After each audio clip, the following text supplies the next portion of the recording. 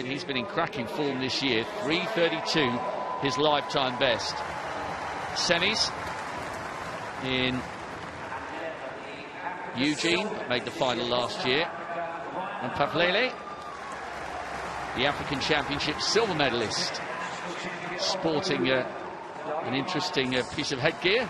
This is Dange Miners, national champion last year over the 800 for Bermuda. Elliott Giles, he'll get a good reception from the crowd.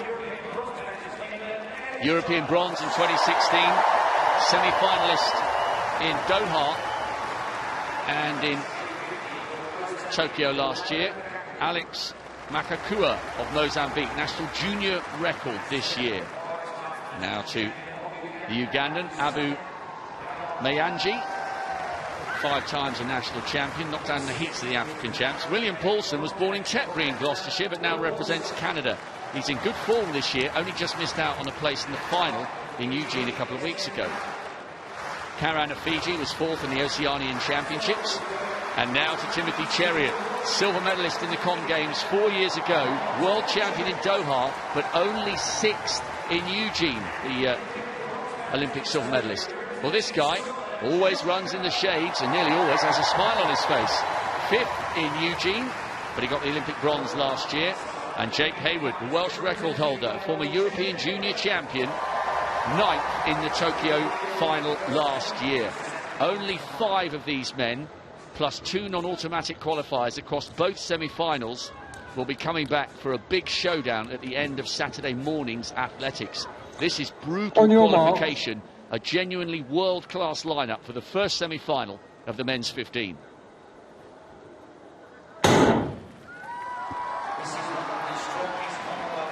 Well, what a brilliant final in prospect, and before it, 2 races that individually, Tim Hutchings, would probably on their own be good enough for a showdown for gold, silver and bronze. This is going to be thoroughly intriguing. You said it exactly right. The world champion Jake Whiteman goes in the second heat, semi-finals, as you described them quite rightly. I mean, this is ridiculous. You've got the world champion from 2019, you've got the Olympic bronze medalist Josh Kerr in there.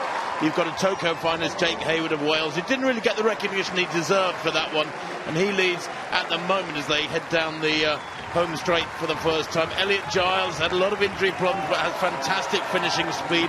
Olly Hill of Australia, semi-finalist at the World Championships. He's running there in 3rd place with a lot of frustration in those legs, I think, Rob. Yes, and Olly Hill is well known on the NCAA circuit. National gold medal for them in the NCAAs in 2018, and that's such a hard title to win. As Mayanja of Uganda leads with Hayward in 2nd. And no move yet from the distinctive headgear. It's kind of like a golfing skipper cap that he's wearing with a blast of hair coming out the top. The South African Paflele, who was the African Championship silver medalist, now the small figure from the Rainbow Nation, coming up onto the shoulder of Olly Hill. And they're just beginning to start jostling for position here.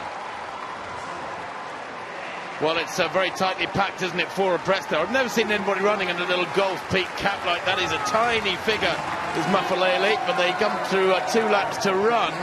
And Jake Hayward here, I think, doing the right thing. The pace for that first lap, Rob, pretty useful, 58.6. Just nice, healthy tempo. And it's been maintained here, I think, because of Jake Hayward's injection of pace. This is 800 metres, and this is good because it means that over the next 700, if they can wind it up nicely, although a 61, I'm a bit disappointed with that. But if they can wind this up, then we could get non-automatic qualifiers from this.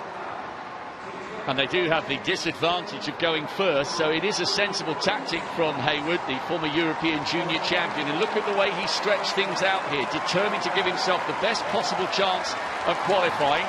And the big names are beginning to make a move. Olly Hill is up on Hayward's shoulder. Josh Kerr, the shade-wearing Scot, who was the bronze medalist last year and 5th behind Jake Whiteman. He's in 3rd with Chariot, the former world champion, just on the Scots shoulder as they come up now towards the bell. This is going to be tight, and this has been good pacing by Hayward, and a little group are beginning to pull away.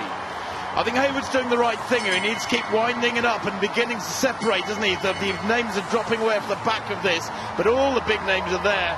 And Hayward here has just got to keep his head down, but remember to save something for the home straight. Come off that final bend knowing you can hit it hard. Haywood has done so much of the pace-making duties, but Olly Hill with those big wide shoulders looking very comfortable in second place. Kerr, the Olympic bronze medalist, on the inside. Chariot with that distinctive forward lean just ahead of Kerr. Elliott Giles, better known as an 800-metre runner, although he is a 3:33 man. He's looking over his shoulder and he's glimpsing for Paulson of Canada. 6 in this group. 1 will miss out. Looks like it might be Paulson leaning to the side. Hall, Chariot, Haywood, Kerr and Giles will be there as of right. Paulson might be okay in 6, but he'll have to wait and see if he goes through as one of the 2 non-automatic qualifiers.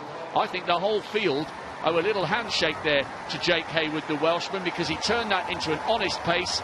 We've got the 2019 world champion through, the Olympic bronze medalist Josh Kerr through, and a whole host of others, including the Oceanian mile record holder Olly Hill. We already know it's going to be a great final, and we've still got another semi to come. Yeah, no major surprises there. Olly Hill looking very good indeed. He is a man who's racing with a little bit of hunger and fire in his heart. Josh Kerr too, likewise, I think probably very disappointed with his 6th place at the World Championships. He misjudged that race. A tactical error, I would say, on the part of Josh Kerr, former NCAA champion, the Scot. His compatriot, of course, Jake Whiteman, goes in the next race. Elliott Giles looking just fine. There is a lovely smooth runner. There he is, second to left. I expected Paulson to be able to go with them. He's a 3:33 runner. I mean, he's not exactly a slouch, Paulson. He shouldn't have been hanging onto the back of that group. I got the last lap at 55.6, so nothing spectacular really in a 3:37 race. But Paulson there at the back of the group, really struggling to go with it. Just not fluid, is he? Don't know if he's been carrying an injury or what, but that's not the William Paulson I expected to see.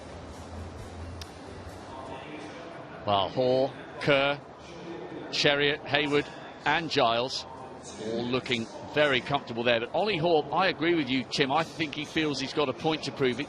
On and off on the Diamond League circuit, he's been absolutely magnificent in certain races, and he'll feel that this is a big opportunity for him to get in amongst the likes of Kerr on the right there, who got an Olympic bronze last year. And I also agree with you, I think he would be slightly disappointed on what he produced in the final in Eugene after looking magnificent in the heats and the semis. Well, Olly Hill, of course, ran 3:32 indoors back in February in New York, and I think a lot of people expected more from him this outdoor season.